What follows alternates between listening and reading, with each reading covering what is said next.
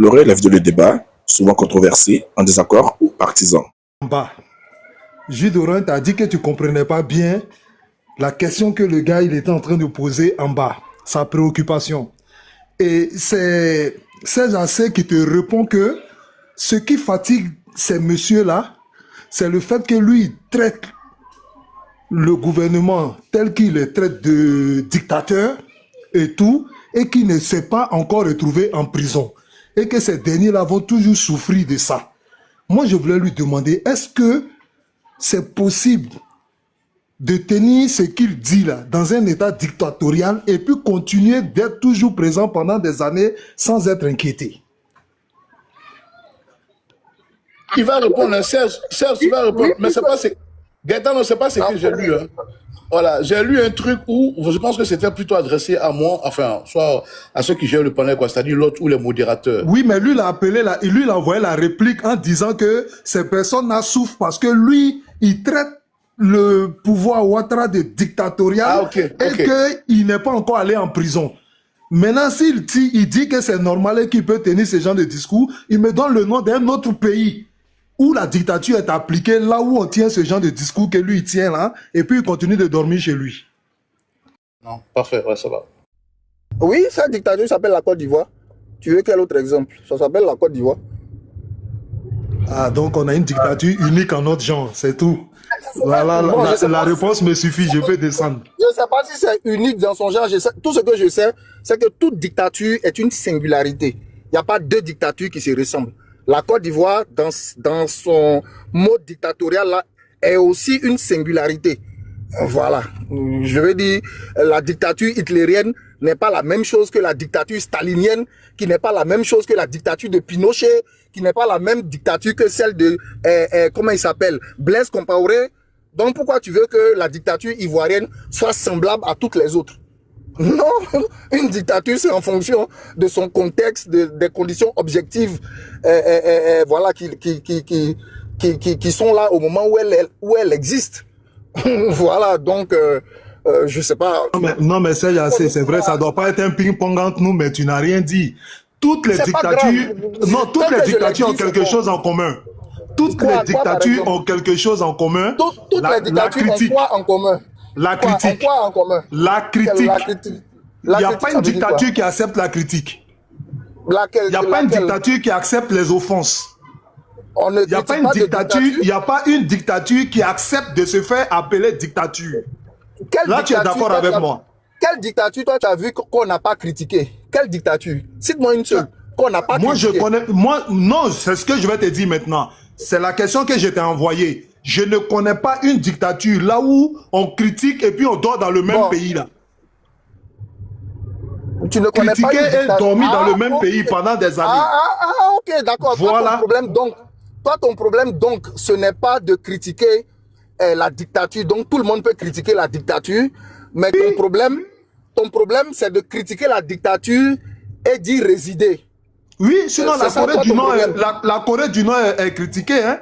Le Burkina même est critiqué, mais pas des Burkinabés qui ne sont pas au Burkina. Même si vous dites que Ibrahim Traoré est en démocratie, mais lui, sa démocratie, on ne le critique pas chez lui. Hein? Tous ceux qui le critiquent sont dehors. Non, voilà. Je comprends mieux ton problème. C'est-à-dire ton problème, c'est de critiquer la dictature qu'on vit actuellement. Sur le sol ivoirien, critiquer la dictature pendant des années. Ouais, mais c'est pas grave. Peut-être que c'est juste pour l'exemple. Peut-être que c'est la forme moderne des dictatures de faire en sorte que tout le monde ne peut pas se retrouver à l'extérieur. Voilà. C'est pas plus compliqué que ça. Et Serge, c'est trop fort. Il dit quoi? Il dit la forme moderne. Voilà. Oui, mais attends, les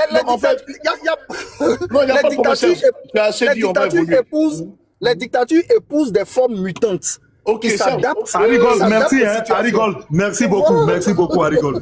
Merci, Jus d'orange. Il n'y a pas de problème, J'étais sûr du résultat que tu allais obtenir. Donc, voilà, il n'y a pas de problème. Voilà. D'accord, Gaëtano, ça va? Tu as tes réponses? Francis, est-ce que... Non, c'est Arigol, voilà. Arigol, tu es là? Je ne vais pas être long. Ouais, vas-y. Je ne vais pas être long. Bon. D'abord, bonjour à tout le monde. Donc, j'espère que tu vas bien et que la journée se passe bien, tout et tout. Merci Alpha Russe pour ce que tu as écrit en bas. Merci beaucoup. Voilà, merci. Ça sert à rien, ça sert à rien de s'énerver. On a affaire à quelqu'un qui dit une chose et son contraire. Moi, je sais pas pourquoi je vais m'arracher les cheveux. Voilà, merci Alpha Russe. Vas-y, rigole. Bon, moi, je suis monté pour deux choses. Parce que j'ai entendu la NADIS, bon, j'arrive pas à prononcer le thème.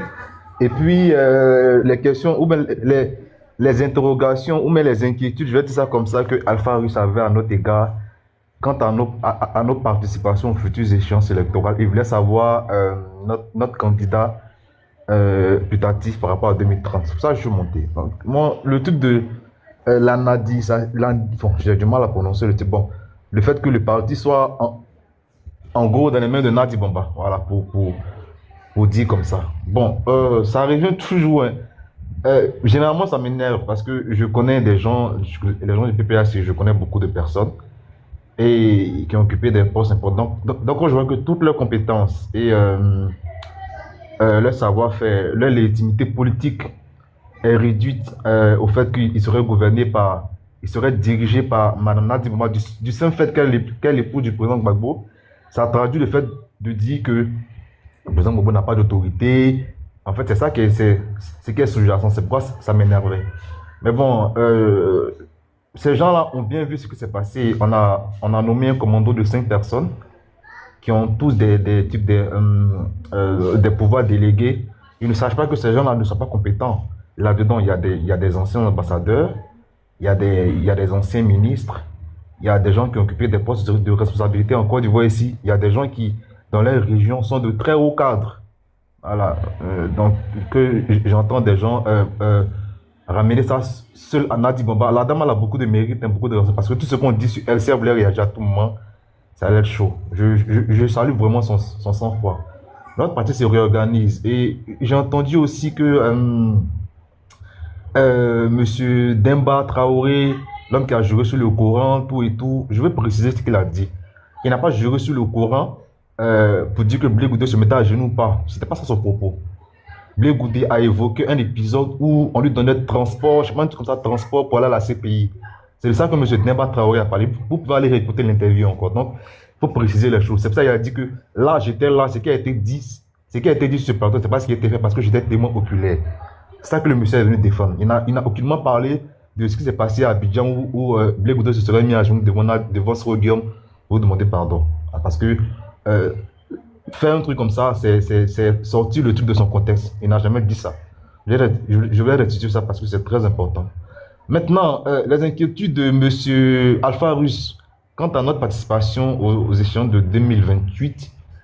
Bon, d'abord, avant de jouer un match là, généralement 48 mais 24 heures avant, on informe les équipes de qui va arbitrer le match. Généralement, dans les compétitions internationales, c'est ce qu'on fait. On dit tel arbitre va arbitrer tel match. Voilà. On vous informe. Peut-être que si vous avez des griefs, on pourra en discuter. Mais tu peux nous demander ce qu'on va faire pour le match alors qu'on ne connaît même pas encore l'arbitre. L'arbitre, on ne sait pas qui est l'arbitre. C'est comme si il y a un match France-Angleterre et puis l'arbitre c'est un Français. Mais bien évidemment que les Anglais vont se poser des questions. Donc nous on attend d'abord de savoir qui va être l'arbitre, quelles seront ses prérogatives et est-ce que dans ces assistants là arbitraires. Donc bon, je vais exposer ça sur le chemin du football. C'est-à-dire les gens de la VAR, l'arbitre assistant, le commissaire de match. Est-ce que ces gens-là sont des gens crédibles? En fonction de ça, maintenant on dit oui, on va participer. Mais comme ça, de but en blanc, je pense qu'on est parti pour y participer. Parce que on est en face des gens qui n'ont pas une grande culture démocratique. Donc on ne va pas les laisser tout le libre champ, mais on attend d'abord de voir l'arbitre. Voilà. Maintenant, ça c'est pour 2028 pour les communales et les régionales. Maintenant pour 2030, quand le président Gbagbo parle, tellement vous aimez le caricaturer, vous ne l'écoutez pas. Quand la convention de 2022, si je ne me trompe pas, 2022 ou 2024, je ne sais plus, 2024, a choisi le président Gbagbo comme candidat, il n'a pas accepté de facto. Il n'était même pas pour au début. Si vous avez bien écouté avec Alain Foucault, il a pris du temps pour accepter la convention. Je ne dis pas la présidence, c'est la convention. C'est après qu'il a vu, il a dit lui-même, c'est après qu'il a vu que tel que les choses se manigançaient, M. Ouattara serait candidat. Il s'est résolu à dire que je suis le meilleur élément de mon parti pour affronter ce candidat-là de l'autre parti. C'est pour ça qu'il a décidé. Sinon, si c'était lui-même, il a dit plusieurs fois. Il n'est pas avide de pouvoir comme certains peuvent l'être. Donc, c'est eu égard à cette décision-là qu'il a dit, je vais y participer. Sinon, lui-même, son premier souhait de départ, c'était pas ça. Il a bien dit chez Alain Foucault. Donc, il faut écouter quand le président Gbagbo parle, c'est très important pour ne pas caricaturer ses propos. Maintenant, 2030, le président Gbagbo, évidemment, c'est notre meilleur candidat à toute élection, en tout cas, tant que physiquement il peut. Voilà, parce que je n'ai pas envie de venir ici accorder du flanc aux gens qui parlent de physique, parce que, bon, bref, passons à autre chose. Je ne vais pas parler de physique des gens qui ont 80 ans. Le président Gbagbo a fait une délégation de pouvoir à 5 personnes, comme je vous l'ai dit.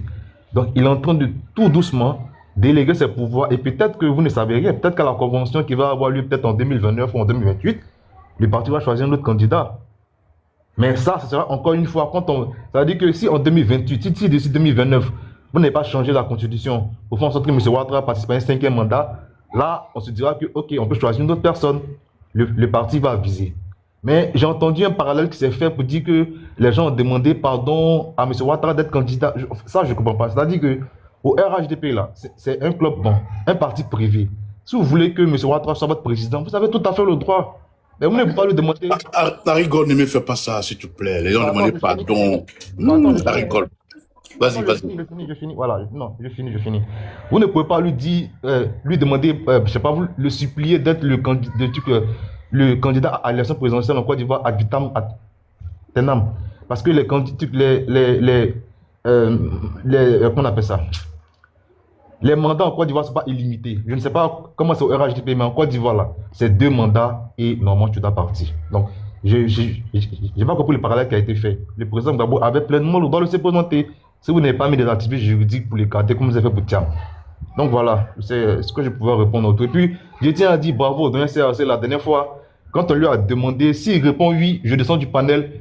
Franchement, j'étais en bas, j'ai passé une bonne soirée. Il a répondu oui, la personne est descendue du panel. Vraiment, merci, doyen. Merci beaucoup, Judo. Merci beaucoup à Bologne. Bologne, tu as répondu à la question sur les thèmes dont je n'ai même pas fait allusion. Tu ne m'as pas demandé, je sais pas, la manière dont le président Alassane Ouattara a été plébiscité ou bien a demandé de repartir, d'aller, comment on l'appelle, j'ai envie de dire, solliciter encore le suffrage universel en 2025. J'étais dans une argumentation, un échange avec Serge Assé. Il m'a fait comprendre qu'effectivement, la base électorale, sinon, en fait, les militants du PPACI ont demandé à Laurent Gbagbo de rester à la tête du PPACI parce qu'ils ont besoin aussi de lui, encore de lui. Moi, j'ai trouvé ça correct, normal, sans problème. On peut demander à quelqu'un de rester quand il veut partir, quand il a au préalable décidé de partir, et puis finalement, il décide de rester. Alors, dans cette argumentation, j'essaie de faire un parallèle. Et ici, cela est vrai pour Laurent Gbagbo. Est-ce que c'est aussi vrai pour quelqu'un d'autre qui, à un moment donné, et je commence, hein, il y a eu deux situations. La situation de 2020, il avait décidé de partir, et on lui a demandé, ses militants lui ont demandé de rester. Et il y a eu même un cas de force majeure encore qui est arrivé, la disparition naturelle du candidat qui devait être là. Non, laisse-moi finir. C'est-à-dire que dans ce cas-là, c'était une violation de la loi. Voilà. Lui n'est pas directement dans la violation de la loi. Alors que moi, je suis en train de faire une démonstration comme quoi on peut emmener quelqu'un, les militants de base peuvent emmener quelqu'un à changer des décisions. Violer la loi. Non. À violer la loi. Oui, mais je vois ton petit jeu. Mais ça me fait rire. Non, si la décision du président Laurent Gbagbo, c'est qui démontre que loi, on ne lui aurait jamais Serge Assé, c'est qui démontre que tu souffres quand je parle, malgré tes mots. Ah non, laisse-moi finir. Attends. Bon, ok, vas-y. Ah, bon, je fais mon micro, voilà. Non, vas-y, continue.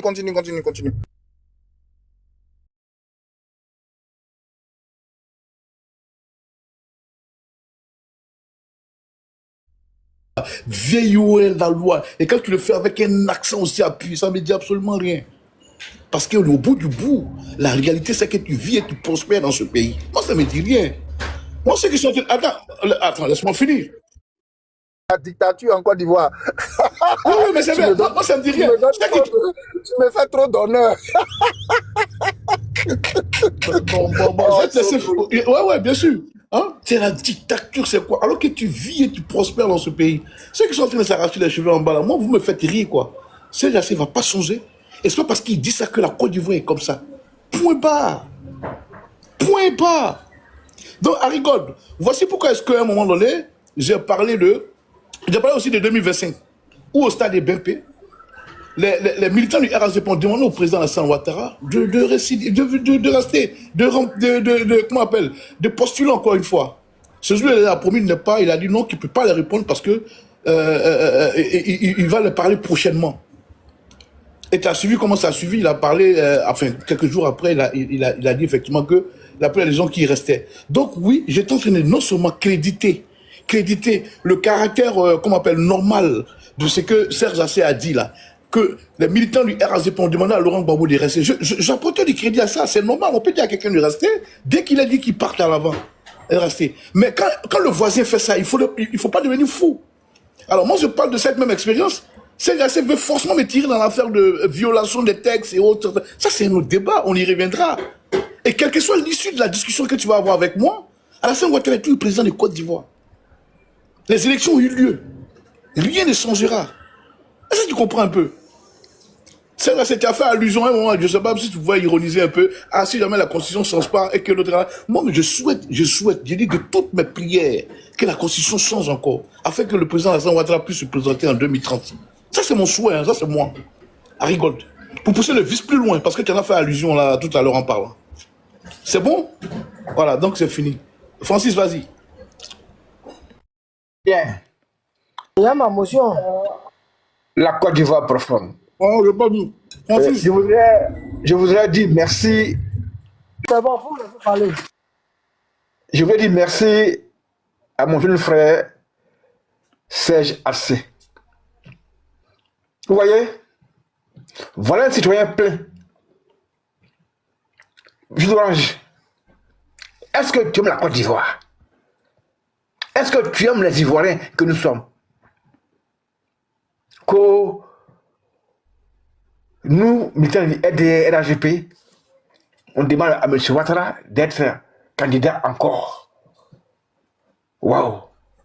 Donc toi, jus d'orange, tu votes une constitution en 2000 où l'âge était limité, où il y avait un cadre médical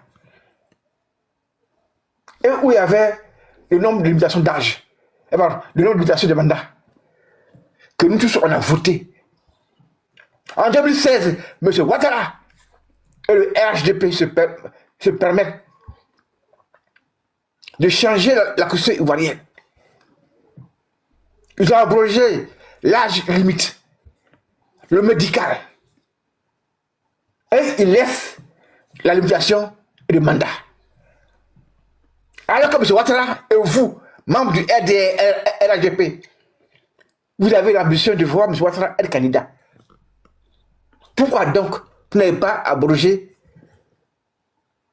la limitation et le mandat? Donc vous avez fait exprès pour que le pays passe et cherche le trouble.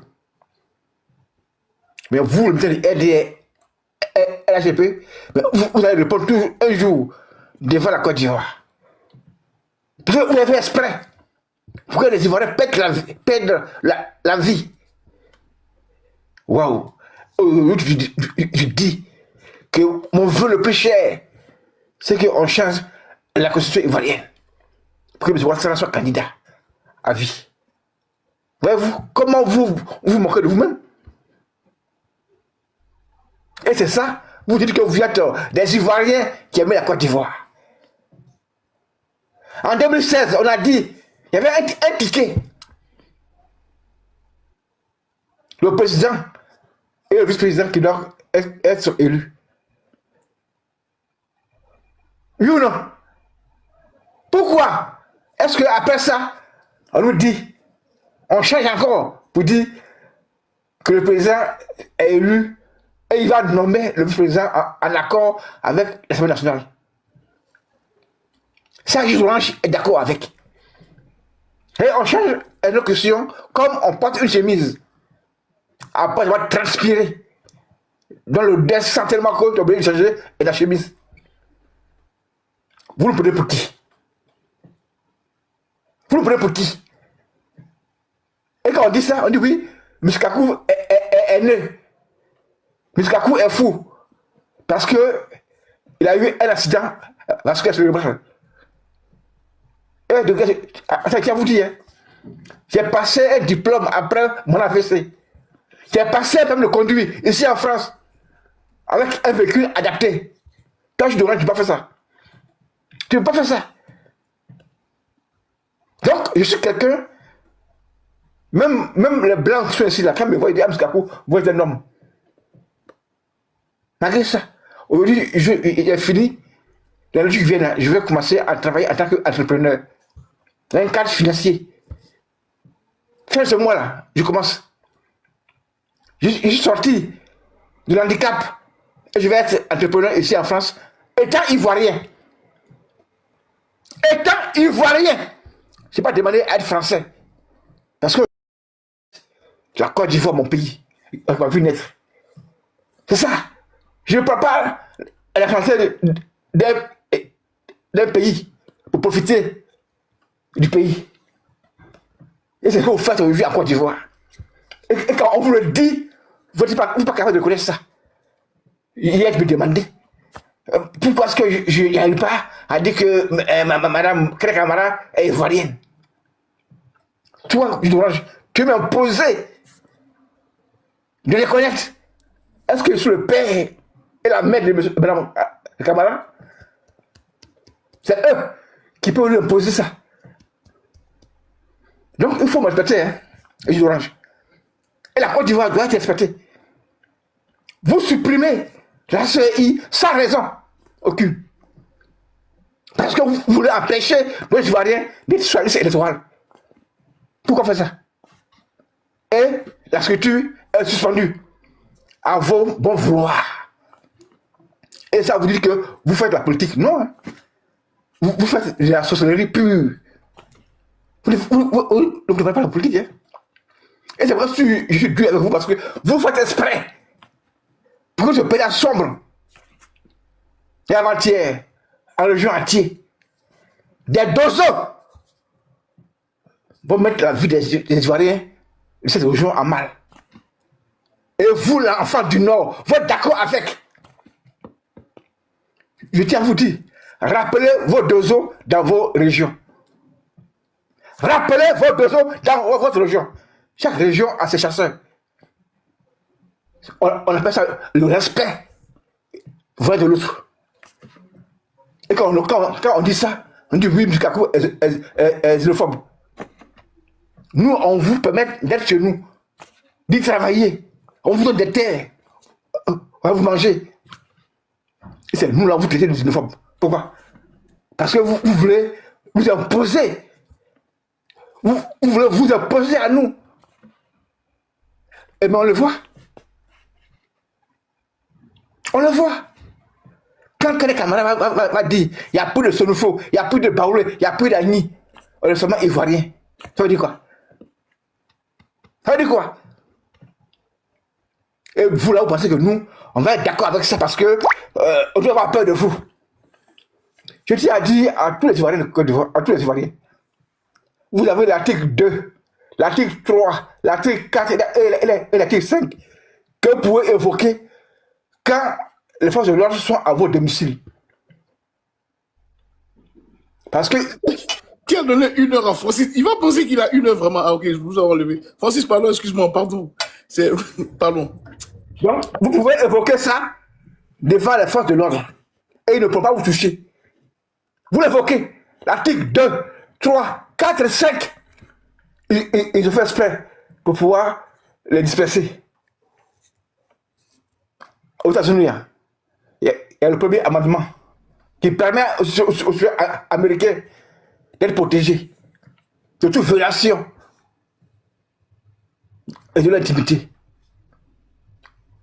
Et ça, je tiens à te dire, je dois toi, et me dire RDR, RAGP, que penser parce qu'aujourd'hui, vous dirigez la Côte d'Ivoire, vous pensez que la Côte d'Ivoire vous appartient?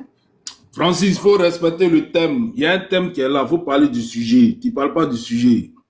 Mais le sujet est là. S'il te plaît. Hors cadre. Je dis, monsieur Dissart, s'il te plaît. Monsieur Gbagbo, le symbole. Attends, je finis. Dis ça, il a son problème avec moi d'abord. Ouais. Non, Il dit qu'il est obligé de la nationalité. Monsieur Gbagbo, là. Monsieur Gbagbo ne mourra jamais en Côte d'Ivoire. Parce que son esprit est répandu dans la Côte d'Ivoire profonde. N'en déplaise à vous. N'en déplaise à vous. Et on est nombreux. Nous sommes nombreux en Côte d'Ivoire qui sont des Gbagbo. Et Gbagbo vivra. Contrairement à d'autres. Non, merci de nous avoir dit que tu n'es plus PDCI. Non, moi je suis content. Moi je vais mettre tambour parce que tu viens de dire que tu n'es plus PDCI. Ouais, il dit Gbagbo vivra. Francis, vas-y, on va Non, ça. Moi je n'entends pas comme ça. Hein. Moi j'ai entendu Francis, il dit à Moto Villon, je ne suis plus PDCI. C'est ce que moi j'ai entendu. Gbagbo est un symbole national, sur le plan politique, comme l'a été Houphouët-Boigny. Merci Distract, ton panel a servi c'est ton panel qui a fait qu'on a entendu cette phrase là. Franchement, merci Distract. Merci. Boudi, je viens. Boudi. Attends, Francis, tu es PPACI, pardon, arrête, tu m'as trop blagué, frère. Non, bon, j'ai fini, d'accord. Je suis fier d'être Gore. Au Gore là, au PPACI là, il y a des hommes de valeur. Contrairement ailleurs. Voilà la preuve. Ça y est assez. C'est une preuve palpable. Qu'il y a des hommes de valeur comme assez. Et je suis fier de lui. Je suis très fier de ce jeune-là. Qui était symbole pour la Côte d'Ivoire. Comme le président Gbagbo l'est. Vous savez, quand on est être humain et qu'on pense par soi-même là, on ne peut qu'apprécier des gens comme Serge Assé. Contrairement à d'autres. C'est vous venez faire vos recrutements sur notre panel, c'est ça? Donc, merci. Le problème, tu sais, c'est quoi, Francis? À partir d'aujourd'hui, s'il y a un débat sur le PDCI, je ne veux plus t'entendre parler. Tu as compris? Moi, je suis PDCI. Je ne veux plus t'entendre parler, tu as compris? S'il y a un débat sur le PDCI, là, tu ne parles plus, tu la fermes. Qu'il y a des valeurs ailleurs, il faut qu'il y ait des valeurs ailleurs. Non, tu as dit que tu es fier d'être Gore. S'il y a un débat sur le PDCI, tu ne plus. Je suis fier d'être Gore. Merci pour... Si Gore était un exemple par rapport à la Non, faut pas changer les trucs. Non, tu vas pas rétropédaler, hein. Tu vas rétropédaler, faut arrêter ça. Voilà, ce qui est dit est dit. Oui, je suis Gore. Fait. Je suis Gore, je suis Gbagbo. Et je le dis haut et fort. On est en train de négocier pour ton retour au PDCI. Non, écoute-moi. Ça, c'est mon problème à moi, monsieur. C'est pas toi qui vas venir négocier quoi que ce soit. Bon, ton temps est fini. Faut ton micro maintenant, ton temps est fini. Voilà, monsieur le Gore. Monsieur le nouveau Gore. Tu es un dictateur, monsieur.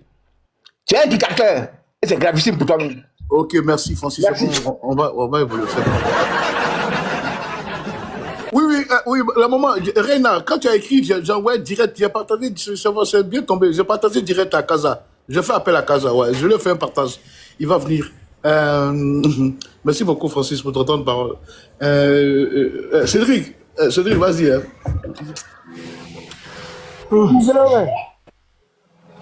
Oui, vas-y, Konaté, vas-y. Oui, ça fait deux fois. On avait parlé, il ne faut pas m'en tenir rigueur. Je te connais, toi, tu n'oublies pas, tu rentres toujours de coup, pardon. Vas-y. Non, en fait, j'étais en train d'écouter mon frère Bouloy tout à l'heure. En fait, il m'a tellement fait rire, il m'a fait... C'est en fait, Bouloy, à chaque fois que je le vois, hein, il va prendre les phrases préconçues des des gens de la gauche française. Genre, quand il finit de regarder une émission, il prend quelques phrases là-bas, puis à chaque fois il vient nous balancer ça ici à chaque fois. C'est des phrases même qui n'ont rien à voir avec sa prise de parole avec le sujet. Hein. Mais comme lui l'a vu là, il a écrit, donc il faut qu'il vienne dire ça quoi, comme d'avant sur matin on parlait d'affaires de chez TDF là. Le sujet là, on dit que votre parti est en train de se nadiser. Est-ce que c'est la vérité? C'est-à-dire, vous êtes en train de mettre un bandeau sur votre Il y a simplement, sinon on est tous au courant de deux choses qui se passent. Voilà. C'est pas un truc qui est actuellement là, quand vous regardez le PPAC là, tout le monde ne pas. Il n'y a pas un qui peut dire qu'il est dehors. Moi-même, c'est que ce sujet-là, ça fait tellement honte que moi-même, souvent, je n'ai même pas envie d'en parler. Comme moi, à chaque fois que les gens me disent non, notre papa est en train de me dire non, ça ne peut pas se faire. Genre, j'essaie de caler les gens, mais la vérité, c'est que c'est ce qui se passe. Tous ceux qui pouvaient avoir peut-être j'en fais un peu sortir la tête là, mais ils ont été balayés. Et Blaise Compaoré l'a dit, il dit qu'il y a une opération d'expropriation et d'appropriation. Et je sais la vérité, on voit aujourd'hui là, où est l'autre Rafine 200, où est Simone, où est Marie Koulibaly, où est Dom Melo, et plein d'autres comme ça, qui ont pris les distances avec ce parti-là. Ah, ceux qui sont restés là, on les connaît, ce ne sont que des repéros. Aïe, ça l'on cache. C'est des repères. Et la plupart d'entre eux là, regardez, quand ils sont allés, les dernières sélections auxquelles ils ont participé là, Katina, Dagbassi, 6%, chose, à Chopoboué. Il s'est fait laminer proprement. Il n'y a pas l'un d'entre eux qui est chose, avant même qu'on dit qu'il n'est pas le truc. Il y avait combien de choses, président de conseil régional d'un truc. Regardez les 5 mêmes qu'ils ont fait chose, à part le vieux là, Hubert Oulaï, qui était, je ne sais pas si c'est dans le Tonkoui, ouais, c'est le Tonkoui, non, dans l'Ouest, à part lui là, il y avait qui était président de conseil régional quand on est sorti des sélections de jeu 2023. Nada, rien, zéro. Ce n'est qu'une bande de choses repères, donc il ne faut pas qu'il va essayer de choses. Ceux-là, c'est-à-dire qu'ils sont obligés de s'aligner actuellement derrière Nadi, genre sous couvert du nom de Laurent Gbagbo. Parce que tout ce qu'on peut dire là, on va dire ce qu'on veut. Laurent Gbagbo, il est là où il est. Il a son nom, il a son aura, il a sa légitimité et tout. Voilà. Mais si, c'est pourquoi ils lui ont demandé pardon de se rester. Parce que de toi à moi, on enlève Laurent Gbagbo. Dis-moi un seul nom qui est présidentiable. Je t'ai posé cette question là une fois. Tu n'as pas pu me répondre. Parce qu'il n'y a personne. Oh, la seule tête forte qui sort à chaque fois pour je parler là, c'est Nadi. Et même cette dame là, aujourd'hui là, est plus présidentiable que tous ces 5 trucs européens là. Donc, arrivé à un certain moment là, c'est-à-dire tes phrases, quand tu vas prendre le gars là, il savait comment. Oh, je donne-moi le nom du jeune de LFI là. Oh, il le fait comme ça, dans le punchline là. Oui. Guiro, non? Oui, bien sûr. Voilà. Il faut regarder les phrases d'Harry Golden. Et puis, il faut regarder les phrases d'Harry Golden. Et puis, il va regarder les phrases du show. Voilà. Genre, quand le gars, il a une émission, le gars, il va, et puis il écrit. Maintenant, il attend un show de débat. Et puis, au-delà, remarque, hein, c'est pas Serge assez en haut, hein, qu'il est monté. Dès que Serge va descendre là, il va disparaître tout à l'heure. Et puis, maintenant même, il ne fait plus de débat politique. Il est fort dans le débat de ce ballon. Voilà. Cristiano et puis Messi. C'est ça. Quand le voit en train de monter, en train de faire un débat politique, c'est que Serge assez il est en haut. Bon, je vais fermer au micro. Maintenant, j'ai entendu Francis dire qu'il est fier de Serge assez. Vraiment, C'est-à-dire, quand tu fais sortir la VAR, le même qui disait que Serge Yassé, il était hors sol. Que non, que Serge Yassé ne savait pas ce qu'il disait. Donc, Serge, il faut te revoir. Parce que quelqu'un que toi-même, tu ne voulais même pas répondre à ses motions. Si je viens te dire qu'il est fier de toi, c'est que ta communication est en train d'être sur bancal en fait. Bon, je vais prier. Il a dit qu'il est gore aussi, hein. C'est important de le relever. Hein. Les gens doivent savoir ça. Ok. Cédric, vas-y. Hein. Oui, donc voilà, j'ai entendu beaucoup de choses. Hein. Donc, est-ce que d'après l'hypothèse de Konaté, il n'y aurait pas une forme de dynastie qui pourrait se créer?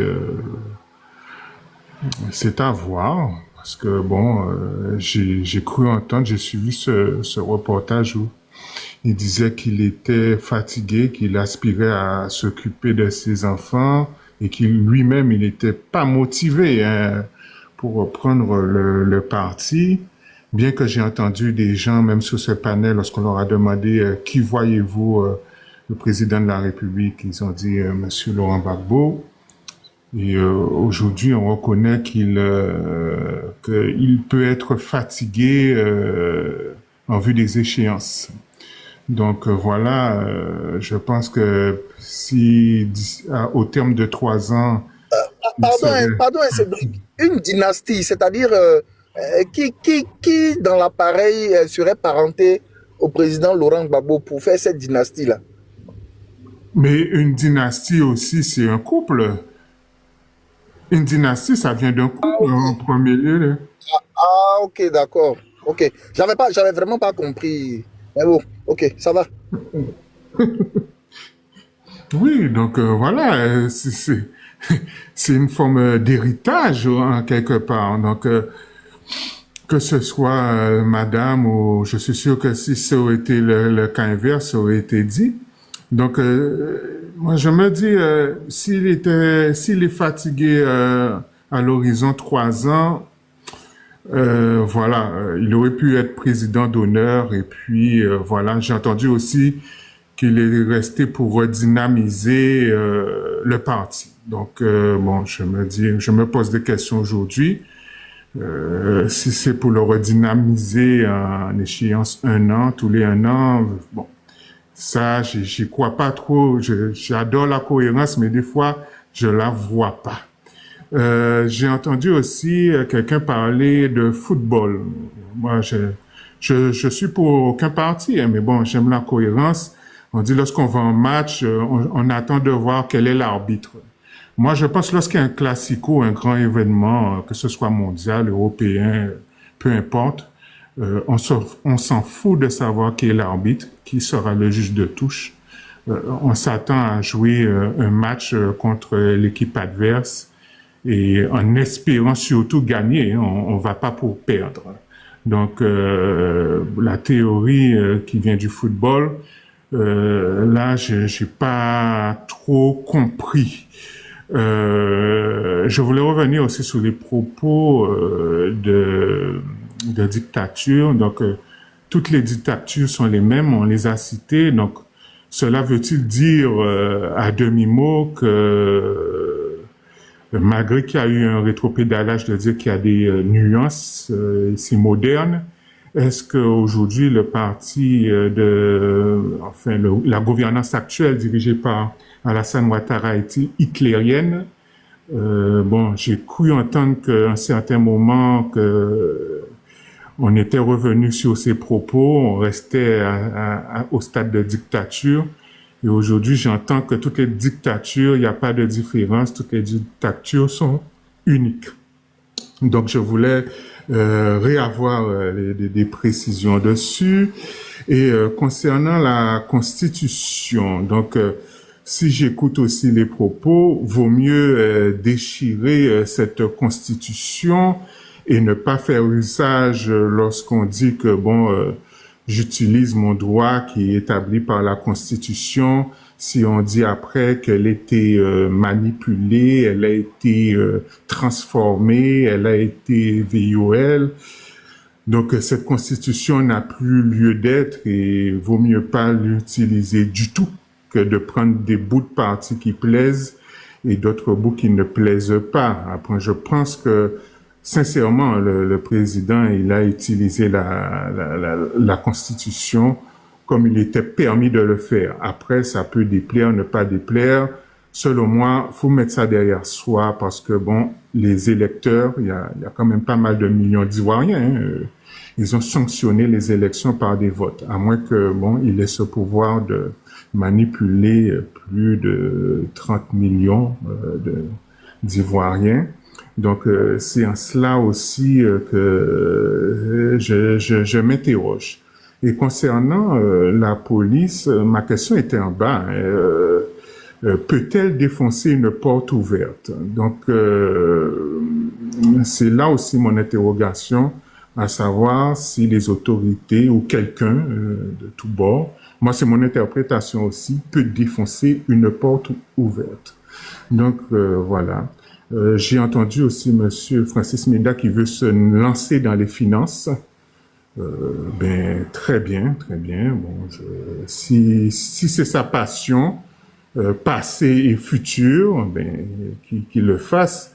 Et surtout, s'il peut apporter ses compétences en termes de finances directement en Côte d'Ivoire, c'est encore mieux. Même s'il a eu quelques soucis avec ça, je présume qu'il s'est formé et qu'il est maintenant plus à l'aise avec les chiffres. Donc voilà, je vais pas rester plus longtemps dans la parole. Je reste là, mais je vais fermer mon micro sur ça. Merci. Merci à toi, Cédric. Un grand merci. On pourrait répondre à certaines de ces questions. Oui, bien sûr. Oui, bien sûr. Voilà, je pense que je tiens à lui dire, tirer le chapeau d'abord, Serge. Demande juste 30 secondes, tu vas parler. Merci beaucoup, merci beaucoup. Je suis friand de ces genres de réactions. Je suis friand de ces manières. Voilà. Oh, donc on peut réagir et contredire. Bon, c'est que c'est assez en train de rigoler. C'est que pour lui, c'est pas de la contradiction et que il pense tellement que Cédric est passé à côté. C'est pas grave. Mais moi, Cédric, merci beaucoup. Voilà. Et vraiment, je pense qu'on devrait suivre son exemple au lieu de penser qu'on doit jeter tout le monde, tous ceux qui parlent pas dans l'autre sens. Merci beaucoup. Vas-y du coup, Serge Haché. Ok, alors merci. Bon, je pense que Harry Gold va répondre sur l'allégorie du match de football. Mais bon, moi déjà, ce que je peux dire, c'est que si le sujet de l'arbitre n'est pas un sujet de préoccupation pendant la préparation de la Champions League, c'est parce que les acteurs de la Champions League savent déjà que le choix de l'arbitre obéit à des critères stricts d'indépendance et d'impartialité. Voilà, donc, étant déjà imprégnés de cette culture, ils n'en font plus aujourd'hui un sujet à l'ordre du jour. Dans notre cas, le sujet de l'arbitre, là, c'est un sujet déterminant. Pourquoi? Parce que l'environnement qui est créé autour de ça n'est pas apaisé, n'est pas serein. Voilà. Quand vous avez un arbitre qui est le sous-fifre de la partie inverse, de la partie adverse, bon, ça devient un sujet de préoccupation. Voilà. Donc, ce n'est pas nous qui décidons d'en faire un sujet de préoccupation. C'est le fait que la situation de l'arbitre a créé des précédents dans la gouvernance ivoirienne. Prenez toutes les crises que nous avons eues. Elles sont liées à ce qu'on a eu de mauvais arbitres électoraux. Voilà. Donc, vous voyez, si vous êtes un grand parti et que vous pensez pouvoir participer à une élection sans vous préoccuper de l'organe électoral, excusez-moi du terme, mais vous vous foutez le doigt dans l'œil, mais jusqu'au coude, quoi. Voilà. Ça, c'est ce que je vais dire. Mais bon, je laisse Harry Gold excellemment illustrer son allégorie footballistique. Alors, maintenant, concernant la Constitution, bon, dire que j'applique mes droits constitutionnels à la liberté de parole et que donc la Constitution, faut pas faut pas choisir dedans. Mais je suis désolé. Moi, je suis pas candidat aux élections présidentielles. Donc, les conditions de participation aux élections présidentielles, là, c'est un chapitre de la Constitution qui, moi, ne m'implique pas directement. Puisque je ne suis pas candidat, je n'ai pas vocation à être candidat tout de suite. Voilà, donc cette partie-là ne me concerne pas directement. Mais ça n'empêche pas que si quelqu'un la viole, cette disposition, je ne puisse pas en parler. Voilà. Pour ce qui me concerne directement, sur ma liberté de parole, sur ma liberté de critiquer ceux qui dirigent le pays. Si la Constitution me garantit ce droit-là, pourquoi je ne devrais pas en faire usage? Au nom de quoi? Au nom de quel principe je ne devrais pas en faire usage? Si ça dérange ceux qui nous dirigent, ils sont majoritaires à l'Assemblée nationale, ils s'en vont et puis ils suspendent ou bien ils annulent cette disposition-là de la Constitution. Vous savez, je vais vous dire quelque chose. De mon point de vue, l'une des belles choses que l'humanité ait acquise, c'est le principe de la légalité des crimes et des délits. Je répète, l'une des belles acquisitions de l'humanité tout entière, c'est le principe de la légalité des crimes et des délits. Je vous explique.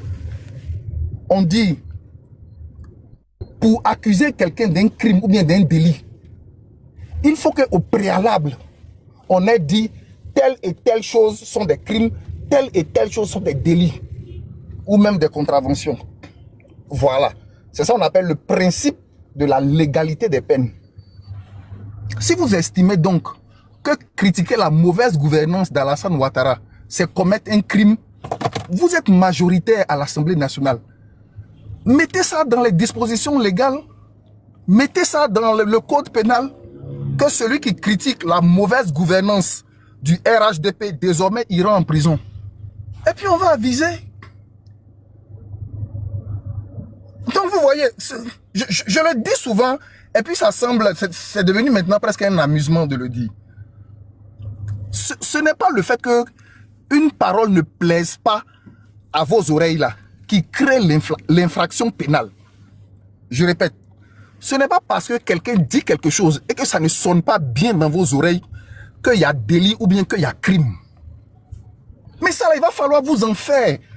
Voilà pourquoi moi je reste toujours surpris que des intellectuels ivoiriens refusent d'utiliser leur droit constitutionnel de critiquer la mauvaise gouvernance de ceux qui nous dirigent depuis 16 ans. Je ne sais pas au nom de quoi. Au nom de quoi vous vous privez de votre droit? Pourquoi? Qu'est-ce qui va arriver? Nous autres, on le fait là. Qu'est-ce qui nous arrive? Pourquoi? Quelqu'un dirige mal, on ne doit pas le juger. Un ministre de la salubrité est incompétent à dégager les rues d'ordures. Ça nous crée des préjudices au niveau de notre santé, au niveau de celle des enfants. Et on ne peut pas lui dire qu'il est incompétent dans son travail. Pourquoi? Pourquoi? Il n'est pas compétent, il n'est pas compétent, je suis désolé. Puisqu'on constate que les rues sont jonchées d'ordures. Mais ça, il faut le dire, c'est un devoir même citoyen. Alors donc, dans la Constitution, il y a des garanties de droits civiques. Pour l'instant, on en fait usage. Il n'y a pas de problème. Mais ça ne signifie pas que si le régime viole une disposition constitutionnelle, on ne va pas le critiquer. Pourquoi on ne devrait pas le critiquer s'il viole une disposition constitutionnelle? Ça obéit à quelle logique? Donc critiquer parce que le gouvernement viole une disposition constitutionnelle, ça signifie que on trie dans la Constitution ce qui est bon. Non, on ne trie pas. Voilà, ça c'est ce que je voulais dire. Ensuite, concernant le président Laurent Gbagbo, moi je ne vois vraiment pas le lien qui fait qu'on parle de dynastie. Bon, il y a un acharnement qui frise pratiquement le sexisme, de venir chaque fois, comment on appelle ça, matraquer la pauvre dame, Madame Nadi Gbagbo, voilà, l'épouse du président Laurent Gbagbo. Voilà, elle est devenue un exutoire pour certaines personnes. Bon, il n'y a pas de problème. Lâchez-vous. Voilà, pour l'instant, je ne sais pas quel poste officiel elle occupe dans le parti qui dérange à ce point-là. Vraiment, je ne sais pas. Et j'attends de voir. Voilà. Pour l'instant, le PPACI fonctionne correctement. Surtout employer le mot de dynastie. Voilà pourquoi j'ai dû interrompre pour demander, qu'est-ce qui vous fait penser qu'il y a une dynastie qui se crée au niveau du PPACI? Bon, on a dit, non, bon, on voit le couple. D'accord. Le problème, c'est que la même personne qui dit qu'elle voit le couple Gbagbo à la tête du PPACI faire en sorte que le PPACI devienne une dynastie, la même personne ne voit pas que par un certain nombre de manœuvres à la tête de la Côte d'Ivoire, les choses sont faites de sorte que le petit frère succède au grand frère. Je pense que ça, là, c'est une forme avérée de dynastie, non? C'est même une dynastie de sang. Puisque c'est deux frères consanguins. Et ça, là, on ne voit pas ça. Ça passe totalement inaperçu. Mais c'est d'un couple qu'on parle et puis on imagine une dynastie. Un couple, là, ils peuvent se séparer demain. C'est pas les exemples qui manquent dans le monde. Mais deux frères, ils peuvent pas arrêter d'être frères. Biologiquement, c'est pas possible. Donc quoi? Ça, c'est pas une dynastie? Non, donc quand on veut faire la morale, il faut faire la bonne morale. Voilà, faut pas faire une morale étriquée. Parce que, voilà. Vous savez, c'est Kant qui parlait d'impératifs catégoriques. Voilà, quand vous posez des impératifs catégoriques, faut être sûr que ces impératifs-là s'imposent, sont vérifiés dans chacun des cas qu'on peut vous mettre sous le nez. Voilà, donc si vous parlez de dynastie, il faut parler de toute la dynastie. Il faut parler aussi de celle qui a lieu en ce moment à la tête de notre pays et qui est orchestrée par le RHDP. Voilà, où on voit le petit frère se préparer pour succéder au grand frère. Il faut parler aussi de ça. C'est une dynastie républicaine qui est en train de se mettre en place. Voilà, donc je vais laisser Harry Gold et sans doute, je pense que c'est l'autre qui avait été interpellé, donc comment il s'appelle? Francis. Voilà, donc Harry Gold, vas-y, concernant comment on appelle ça? Concernant l'allégorie du football, là, te concernant. Bon, c'est pas, bon, tu es pas modérateur. Tu veux prendre la tête de la CI aussi. Non, il a posé la question qui avait deux volets. Un volet qui me concernait et puis un volet, l'allégorie du football qui concernait principalement Harry Gold. Donc moi, j'ai répondu à ma partie. Je pense que logiquement, on laisse Harry Gold répondre à la partie qui l'intéresse dans l'ensemble des questions. Ou bien c'est pas comme ça on fait.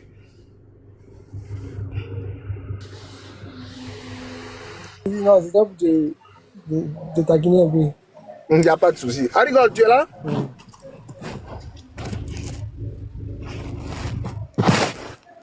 Je pense qu'il n'est pas là. Harry Gold? Non, lui là, il dit pas trop sur panel. Actuellement, il est ailleurs. Il est sur un panel là-bas. Il n'a pas trop de... Quand lui parle une fois, c'est fini. Hein. Tu es méchant, hein? Tu es méchant. Ok, d'accord. Bon, je pense que quand il va venir, il va répondre à la partie qui le concerne. Voilà. En tout cas, moi, c'était mes réponses. Oui, je suis d'accord. Hein. J'employais dynastie, ce n'est pas pour rien, puisque c'est la forme rhétorique de nombreux discours que vous-même vous le dites à répétition sur ce panel. C'est pour ça que je l'ai dit, parce que vous aviez déjà un jugement préétabli sur la dynastie Ouattara. C'est pour ça que je l'ai dit. Je l'ai pas dit inconsciemment. J'ai employé le même mot pour ouvrir une porte à cette discussion.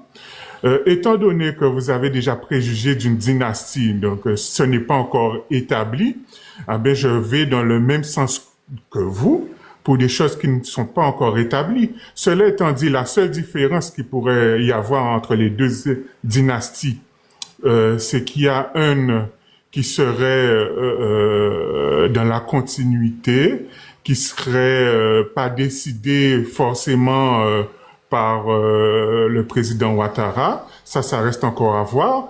Et c'est surtout quelqu'un qui a été au pouvoir, dont les fonctions ne sont pas, pour l'instant, trop à critiquer. Il a eu plutôt de bons résultats, d'après ce que je vois, au sein au sein du gouvernement.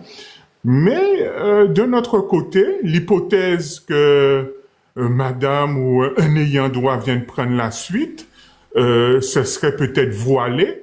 Et c'est là où je vais essayer d'appuyer, de dire que il y a quelqu'un qui est peut-être dans la suite logique, d'après ce que vous dites, d'une dynastie, mais qui a fait quand même ses preuves. On jugera au dernier moment avec les élections et son parti qui va prendre la suite. Ce n'est pas avéré, c'est vous qui l'avérez. De même que, en sous-entendu, on peut aussi présager, hein, comme vous le faites, de la dynastie du couple, hein, ou d'un ayant droit. Vu que, voilà, après les divorces, comme vous le dites, on peut pas le prévoir. De même que pour la suite. Deuxièmement, vous avez parlé, oui, votre liberté de critiquer, d'expression, elle s'arrête jusqu'où, cette liberté? C'est vous qui avez dit violer la Constitution. On peut critiquer, mais lorsqu'on porte un jugement ou un acte, ne faisant pas partie foncièrement de la justice, de la haute cour, ou bien, vous l'avez dit, hein, il y a des députés, il y a le Sénat, il y a tout cela. Du moment que vous dites que c'est un VIOL de la Constitution, donc pour moi, vous avez catégorisé, ce n'est plus une critique, hein, c'est un jugement selon moi. Donc, c'est sur ce point que je voulais aussi vous répondre. Et concernant la partie footballistique, vous l'aviez dit, hein, tantôt, on ne peut pas juger. Je pense, hein, vous dites que c'est un état, en fait, c'est un peu accusatoire. Vous dites que vous allez dans un match. Dans tous les matchs, les arbitres voilà, sont neutres, sont tout ce que vous voulez, et vous préjugez qu'au sein du gouvernement, par exemple, que à l'avenir, ça sera pas des personnes qui seront éthiques dans leur position. Donc voilà, je dis encore que c'est encore orienté et un peu accusatoire selon moi, sur des choses qui sont dans quelques années, hein. Donc voilà. Okay, je vous comprends très bien, hein, mais ce n'est pas une violation, ce n'est pas une infraction que de faire de l'accusatoire, que d'avoir un jugement accusatoire. Ce n'est pas ce n'est pas un problème. On peut porter un jugement qui est accusatoire, qui indexe quelqu'un, c'est pas grave. Voilà, voilà, ça c'est la première chose. La deuxième chose, vous voyez, dans l'exemple que vous avez pris concernant la fameuse dynastie là, je vais vous dire réellement ce qui fait la différence entre les deux, entre le cas de monsieur Alassane Ouattara et de son petit frère, et l'exemple que vous mettez en face, monsieur Laurent Gbagbo, le président Laurent Gbagbo et son épouse. Dans le premier cas, on a un grand frère qui nomme son petit frère à des postes de responsabilité étatique, hein, qui même ressuscite postes qui avaient disparu de notre vocabulaire politique depuis avant les années d'indépendance. Mais pour lui, pour sa seule personne, on ressuscite ces postes-là. Tu vois le degré de privilège qu'on lui accorde. Voilà. Alors qu'en face, le président Laurent Gbagbo et sa femme, il n'y a aucun poste qui lui est attribué. Il n'y a aucune faveur visible qui lui est faite. Donc tu vois, toi ta suspicion de dynastie dans le cas du président Laurent Gbagbo et de son épouse, il y a rien. C'est juste de l'intentionnalité qui ne repose sur rien. Voilà. Alors que dans le cas de Alassane Ouattara et de son frère et de son petit frère, tout est là qui montre que nous allons de façon irrévocable, de façon irrémédiable vers l'installation d'une dynastie. Ce que je reproche souvent aux intellectuels, souvent c'est le manque de courage. Vous voyez, j'aime souvent cette phrase de Camus là. Mal nommer les choses, c'est contribuer au malheur du monde. Il faut avoir le courage de dire oui, dans le cas de Alassane Ouattara et de son frère, on sent les prémices de l'installation d'une dynastie. Mais dans le cas du président Laurent Gbagbo et de son épouse Nadi Gbagbo, objectivement, on ne voit rien. On ne voit rien, il ne l'a pas nommé, elle n'occupe aucune charge officielle, il n'y a rien. Il n'y a que de la malveillance, un peu comme le titre qu'on a mis en vignette là, il n'y a que de la malveillance. En dehors de la malveillance, il n'y a aucun acte concret sur lequel on puisse se fonder. Voilà, je ne sais pas si vous sentez objectivement la différence entre les deux situations. Maintenant, la dernière, le dernier élément, bon, sur la Constitution, bon, enfin moi je sais pas, hein, je sais pas. J'ai dit ici, moi, juste de ma liberté constitutionnelle, hein, de porter un jugement, une critique sur l'action de ceux qui nous gouvernent. Je répète, porter du jugement sur l'action de ceux qui nous gouvernent. Qu'ils soient grands ou petits, gros ou minces, clairs ou pas clairs, ça ne m'intéresse pas. Voilà. Ça ne m'intéresse pas de savoir si le ministre qui a été incompétent puis Abidjan 100 là. Hein? Ça ne m'intéresse pas de savoir qu'il soit gros, mince, clair ou vert ou jaune. Ça ne m'intéresse pas. Ça ne m'intéresse même pas de savoir de quelle ethnie il est. Ça ne m'intéresse pas. Mais à partir du moment où moi, je paye une taxe qui s'appelle taxe rémunératoire enlèvement d'ordures, que je paye ça, cette taxe-là, sur chacune de mes factures d'électricité, et que je sors dans les rues, je prends la route, et puis je vois les rues d'Abidjan jonchées d'ordures, je porte le jugement sur l'incompétence de ce ministre. Après, ça peut lui plaire, ça peut ne pas lui plaire, mais je n'en ai vraiment rien à foutre. S'il est fâché, il fait bien son travail. Voilà. Il fait bien le travail pour lequel moi, Serge Atsi, en tant que citoyen, je paye une taxe. Maintenant, si son niveau d'incompétence fait qu'il ne pourra jamais réussir à débarrasser Abidjan d'ordures, ben, celui qui l'a nommé doit en tirer les conséquences.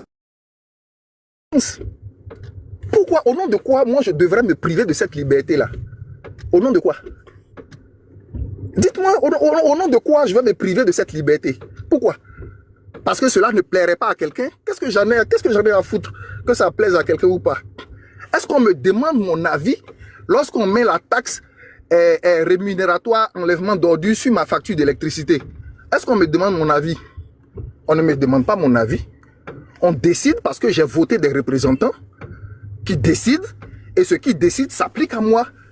Et en tant que citoyen modèle, je paye. Mais quand je paye, je veux voir le fruit de ce que j'ai payé. Quand ça n'est pas là, je fais quoi? En entendant les prochaines élections, je critique.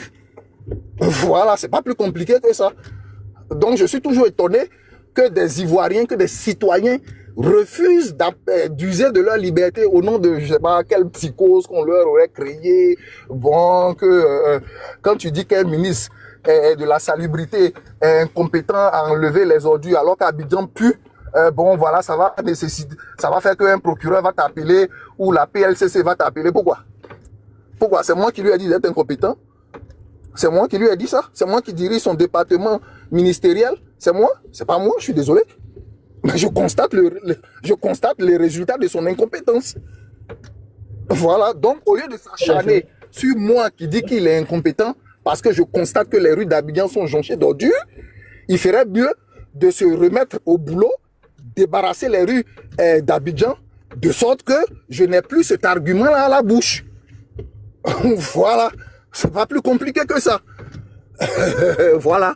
Maintenant, le jour où, dans ma liberté constitutionnelle de juger l'action de ceux qui nous dirigent, si je fais de l'abus, par exemple, si je m'en prends à la personne du ministre concerné, et puis je fais une injure, ou je fais une diffamation, ou je fais n'importe quelle autre attaque personnelle, mais je suis désolé, je vais devoir me répondre à la loi.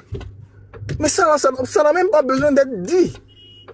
Voilà, mais tant que je juge son travail, qui est médiocre, d'enlever les ordures des rues d'Abidjan, mais enfin, je sais pas, ou bien je ne dois pas en parler. Ou bien selon toi, je devrais même me taire. Hein, on doit continuer à me ponctionner la taxe rémunératoire et enlèvement d'ordures ménagères sur mes factures d'électricité. On doit continuer de me ponctionner ça. Et puis, bon, en gros nigo, je devrais me taire. Même si je vois des ordures partout, je dois me taire. C'est ça, c'est le modèle de citoyen ivoirien qu'on veut. Je suis désolé, je ne mange pas de ce pain-là. Merci. C'est une question pour vous. Excusez-moi. Vous faites vos critiques en tant que citoyen ou en tant qu'opposant? Parce que là, je vois qu'il y a peut-être... Il y a quelqu'un qui a dit qu'il est 100% ministre et 100% militant. Je vais faire la même chose. Je suis 100% citoyen et puis je suis 100% militant PPACI. Maintenant, c'est à toi de faire la différence. Ordinaire, on est dans un régime dictatorial. Pour toi, l'opposant, on est dans un régime dictatorial. Donc, il n'y a pas d'ambiguïté dans tout ce que tu dis. C'est ce que tu veux dire? C'est ça? Je pense que c'est en français, j'ai parlé. Pour moi, c'est clair. Pour moi, c'est clair. Voilà. Si les autres, c'est pas parce que les autres refusent d'exercer leur droit à la parole que ça a vocation à être la norme. Je suis désolé, c'est pas comme ça fonctionne. C'est pas comme ça fonctionne. C'est pas comme ça, je suis désolé, Il y aura bientôt la rentrée, scolaire. L'école est obligatoire en Côte d'Ivoire. Si je vois un enfant qui a l'âge d'aller à l'école dans les rues, qui n'est pas à l'école, je peux en parler parce que l'école est devenue obligatoire en Côte d'Ivoire. C'est pas moi qui ai décidé que cela soit. Voilà, c'est le gouvernement. Donc s'il n'a pas fait, je peux en parler. Ou bien, c'est pas comme ça. Ok, d'accord, je vais laisser la parole aux autres.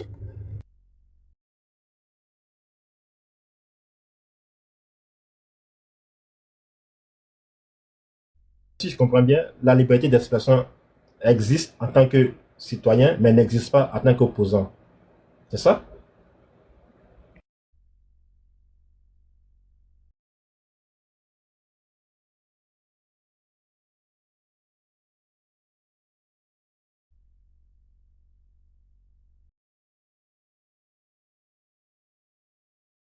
J'ai pas entendu la question, hein.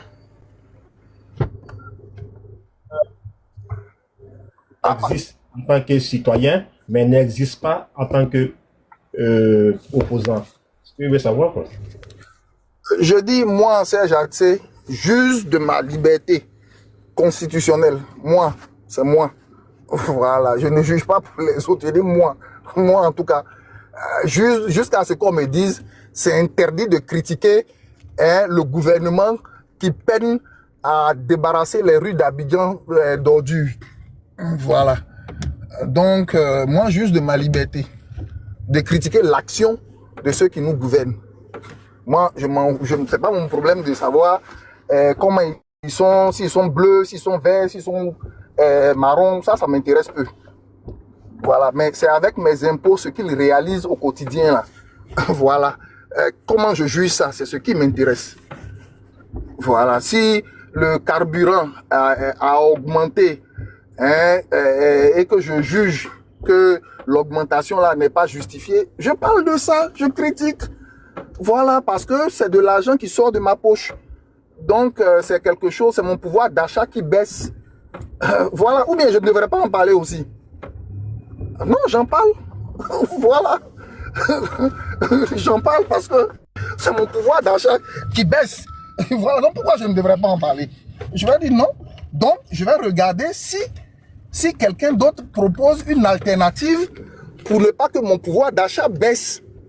Comme en 16 années, le RHDP n'a pas fait mieux que de faire baisser mon pouvoir d'achat, j'écoute d'autres Ivoiriens qui peut-être ont des propositions. Et donc, je regarde dans le spectre politique qui a d'autres propositions pour me garantir un meilleur pouvoir d'achat. Donc, j'écoute et je regarde.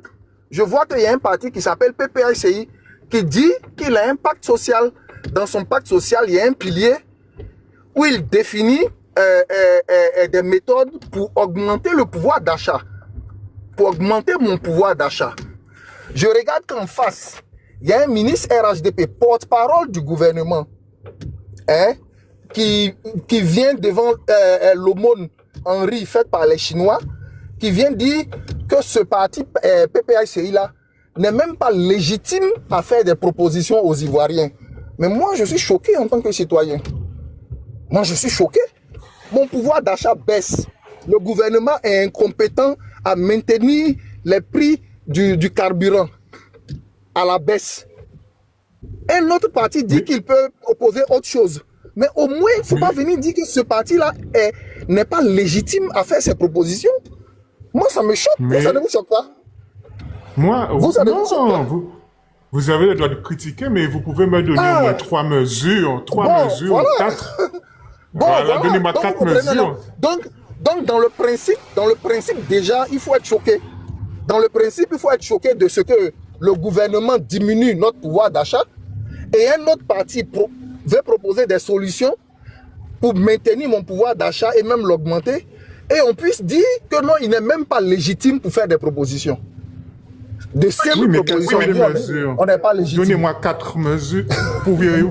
Donnez-moi 4 mesures au moins. 4 mesures que vous proposez pour renverser la vapeur. Voilà. Attendez, je suis curieux de... Gardez la ligne juste 1 minute, je suis en train de garer.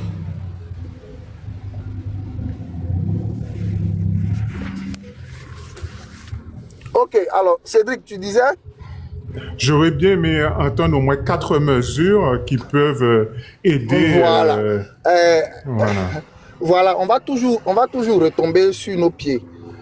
Sur ce panel, Distrat avait proposé qu'on vienne parler des mesures ou de la philosophie générale du pacte social. On avait commencé cet exercice et puis il y a d'autres qui ont dit qu'à partir du moment où on n'a pas le document final, de ne pas parler de ça. Voilà. Donc depuis lors, moi j'ai pris la décision, sur d'autres panels, si d'autres panels m'invitent pour connaître les mesures du PPACI, je le ferai là-bas volontiers. Mais sur ce panel-ci, vraiment, j'attends que le document final sorte. Voilà. Donc si vous et moi on se retrouve sur un autre panel, je me ferai volontiers de vous dire les propositions actuelles du PPACI pour augmenter le pouvoir d'achat. Mais vraiment, sur ce panel-là, il faut souffrir ça. C'est une décision que j'ai prise et je ne vais pas y renoncer pour l'instant. Mais donner une ou 2 mesures. Moi, je ne suis pas forcément d'accord avec toi, excuse-moi, Cédric. Moi, je ne suis pas forcément d'accord parce qu'il y a l'autre qui a dit non. Non, non, attends. Non, je ne sais pas si tu te rappelles. Oui, je ne sais pas si tu te rappelles, celui-là, moi-même, il y a eu un truc entre moi et puis l'autre là, Wai.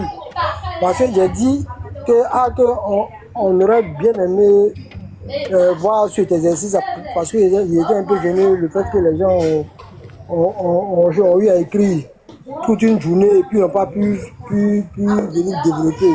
Et tout le travail les gens ont fait là, ça veut dire depuis Wai a dit comment des grandes personnes peuvent parler. Moi j'ai dit et puis je lui ai dit non, voilà, bon, ça c'est le passé. Mais tu vois, Konaté, comme toi-même tu le dis, des gens vont passer toute une journée à travailler. Moi, je vais t'avouer quelque chose. Ce jour-là, j'ai pris une journée de travail. J'ai pris une journée de travail, c'est-à-dire j'ai pris 8 heures. Si on veut calculer en termes de revenus, mon taux horaire, il est plus de 30 000 francs, hein, par heure. Donc multiplie par 8, tu vas savoir la journée là ce que j'ai perdu. Et puis j'ai pris les documents, j'ai appelé, j'ai essayé de synthétiser ce que le PPACI a déjà dit à travers ses officiels sur chaque pilier. Et puis je suis venu. Et puis quelqu'un dit, comme ce n'est pas un document final, lui il ne veut pas entendre. Et puis sur le panel là, il n'y a personne qui a dit que non, mais on a déjà commencé un exercice. Laissez, on va terminer. Et puis tout le monde a dit oui, que c'est vrai. On entendait ça dans les commentaires. Oui, c'est vrai. Mais donc pourquoi tu veux que je revienne faire cet exercice-là encore? On a déjà parlé de ça, on a déjà évacué la question. Donc nous tous, on va attendre quand le document final va sortir là. On va se retrouver ici pour en parler. Voilà. Mais si je me retrouve sur un autre panel, il n'y a pas de problème, je vais en parler.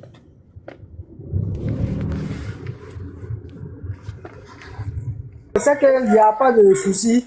Moi, je vais voir avec Jus d'Orange. Et puis on va voir comment on va gérer ça. Parce que moi-même, ce jour-là, il y avait apprêté mes questions. J'allais vous attacher ce jour-là. Mais ça n'a pas marché. Il n'y a pas de problème. Mais comme vous avez des maîtres à penser, vous avez décidé d'avoir des maîtres à penser, qui, quoi qu'ils disent, vous buvez. Ce jour-là, ils ont décidé, et puis vous avez bu. Il n'y a pas de problème. Moi, est-ce que vous avez vu que j'ai contesté? Dès qu'ils ont dit, j'ai dit, ok, il n'y a pas de problème. Et puis je suis parti. Aïe. Donc, moi, je sais pas. Moi, je dis toujours, moi, je suis un homme simple. Je vis simplement. J'essaie simplement d'être un peu logique. Voilà. Je trouvais qu'on aurait pu en parler, ne serait-ce que des grandes lignes, etc. Mais on dit donc que ce n'est pas nécessaire d'attendre le document final. Bon, oui, monsieur, et puis je vais arrêter parce que bonsoir les tontons, bonsoir les tatas. Je vous souhaite une bonne soirée, un bon début de week-end. Mais mon tonton Serge. Oui, maman, on parle et puis je vais finir. J'ai trop bavardé sur le panel de distance. Non, tu n'as pas trop bavardé. Tu nous enseignes, même si les autres ne sont pas d'accord. Moi, sur les ordures, là, je suis d'accord avec toi. Mais concernant la question de Cédric, le tonton, on n'a pas dit de développer le pacte social.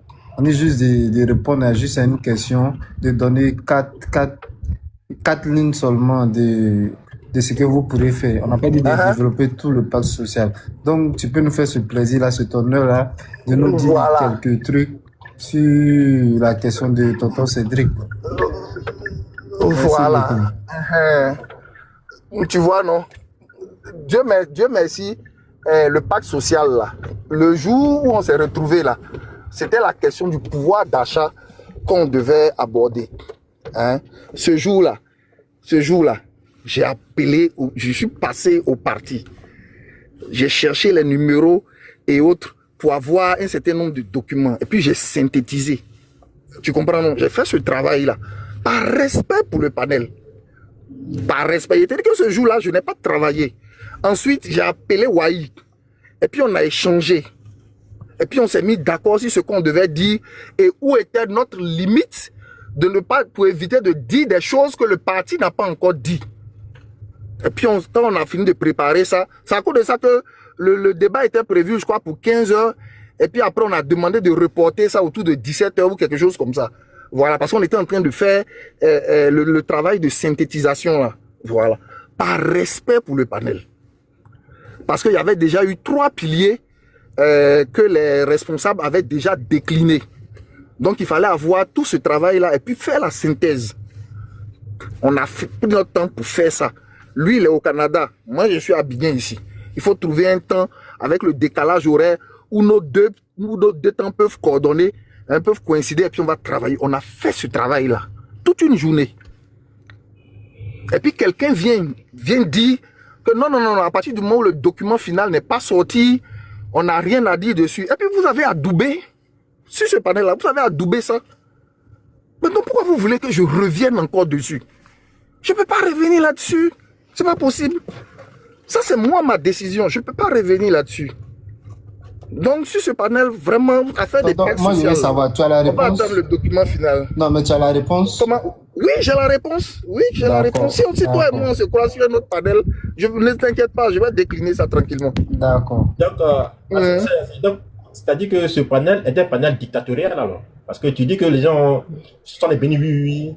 Tout ce qu'on non, dit. j'ai pas dit quelqu'un. Je dis non. Vous avez accepté d'avoir des maîtres à penser qui, au nom de ce qu'ils font dans votre camp, quel que soit ce qu'ils disent, même si objectivement vous voyez que ça là c'est bizarre, vous adoubez ça. Mais quand vous adoubez ça là, bon, vous adoubez ça avec les conséquences ou bien vous adoubez ça seulement pour faire joli? Non, vous adoubez avec les conséquences aussi.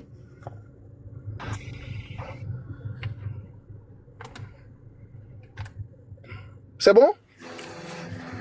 En tout cas, moi, je ne suis pas d'accord puisque il y a des personnes... Oui, je comprends que vous ne soyez pas d'accord. Je comprends, je suis d'accord avec vous. Mais bon, c'est ma décision aussi. On peut, oui, je suis d'accord avec votre décision. Voilà, respecter ma décision. Oui, je respecte, mais ne nous mettez pas tous dans le même sac en nous... Non, je ne vous... Non, je ne vous mets pas dans le... RHDP, Non, je ne parle pas de vous. Je ne parle pas de vous personnellement, ne vous inquiétez pas. Je ne parle même pas des 60 que nous sommes là. Je parle de ceux qui étaient là ce jour-là. Voilà, et ils se connaissent. Voilà, et ils se connaissent. Je pense qu'ils se connaissent. C'est que non. Attends. Non, je vais pas arriver jusqu'à cette extrémité-là. Vraiment, ne permettez pas que j'arrive jusque là-bas. Je pense qu'ils se connaissent. Donc, il n'y a pas de problème. Ne vous inquiétez pas. Le document final, là, tôt ou tard, il va sortir. Quand il va sortir, je vais revenir ici. C'est moi-même qui vais demander qu'on ouvre cette séance-là.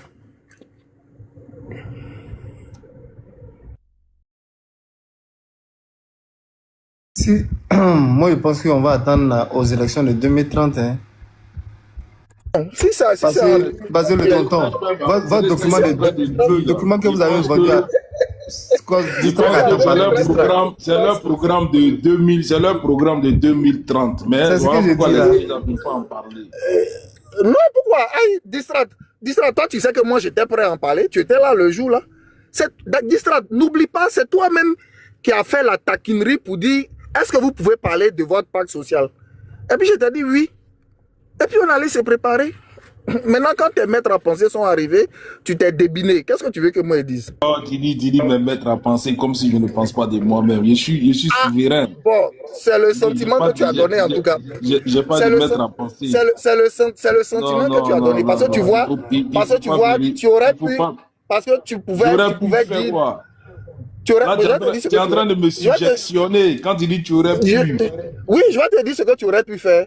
Tu aurais pu dire non, excusez-moi, vous n'étiez pas là au moment où la chose a été engagée. C'est moi, Distrat, propriétaire du panel, qui leur ai demandé de parler du pacte social. Et eux-mêmes m'ont dit, ce n'est pas encore complet, mais les piliers qui sont sortis déjà là, hein, où les responsables ont parlé officiellement là, on peut récupérer leurs documents et puis faire la synthèse des propositions. Ça, on pouvait venir faire. Il y a un cadre même qui a décrypté ça dans un journal aujourd'hui. Ah, tu as vu, non? Tu as vu, non? C'est sorti d'un... Est-ce que ce qu'il a fait là, c'est différent de ce que nous, on avait tenté de faire ici, là? Ce n'est pas différent. Il a fait le décryptage d'un cadre. Voilà. On parle de décryptage d'un cadre.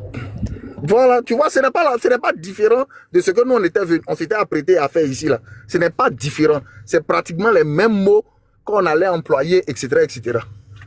Ce que le parti n'avait pas encore dit, on n'allait pas dire ça. Tu as vu? Mais bon, c'est pas grave, c'est pas grave, il n'y a pas mort d'homme. Mais est-ce que vous n'aurez pas reçu des pressions de tierces personnes au moment de dévoiler ce pacte social et prendre une porte de sortie avec les propos des personnes qui vous ont dit que c'était... Non, pas du tout. Au contraire, les responsables du parti que moi particulièrement ai approché étaient même contentes. Étaient même contents pour dire, ah, vous avez déjà commencé la vulgarisation. J'ai dit, oui, on en a parlé, il y a un panel où j'ai pratiquement 500 personnes, donc je vais aller exposer, ah bon, j'ai besoin de tel élément. Ils me les ont communiqué. Ils me les ont communiqués. Bon, maintenant, quand tu arrives, dès que tu commandes, les gens disent non, non, non, comme ce n'est pas un document officiel, n'en parlez pas. Bon, qu'est-ce que vous voulez que je dise? Moi, je n'ai pas vocation à. Je ne suis pas en train de forcer à faire quelque chose. On m'a sollicité pour quelque chose. Après, on trouve que il y a un boulon qui manque là-dedans, donc il faut arrêter. Moi, j'arrête.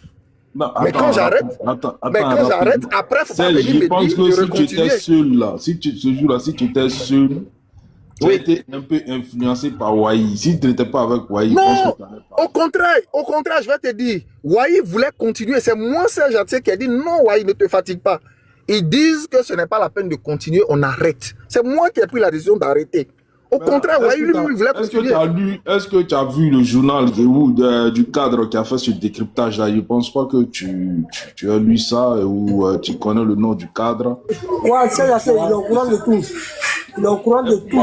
Et pourquoi ce cadre il a fait ce décryptage-là aujourd'hui dans un journal? Merci. Mais est-ce que tu m'écoutes quand je parle? Je dis, le décryptage que le cadre a fait là, c'est le même exercice que nous, Wai et moi, on devait faire ici. C'est-à-dire quoi? C'est-à-dire les piliers qui sont déjà sortis là.